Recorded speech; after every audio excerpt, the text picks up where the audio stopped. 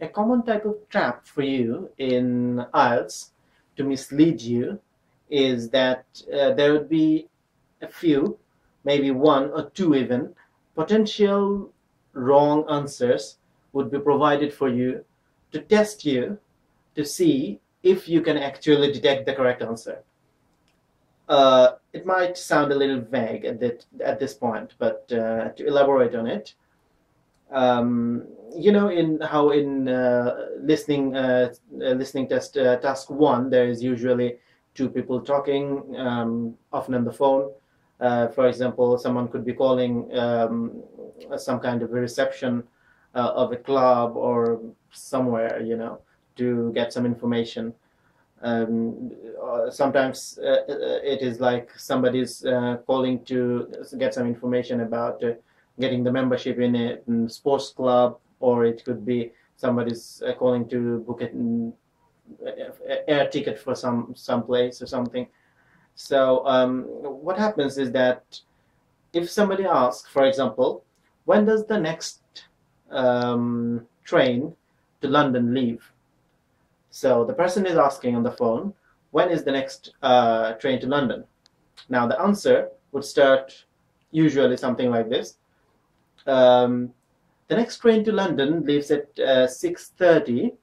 Oh no, sorry, sir. Actually, sorry, I was looking at the wrong piece of paper. It actually starts at 7:30. So something like that. And then the other person would probably say something like, do you think that there is something at 8:30?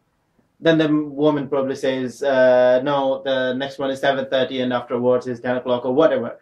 The point is, the test for you is to detect the correct answer. And what is being tested is that if you can actually understand what is being said in the context.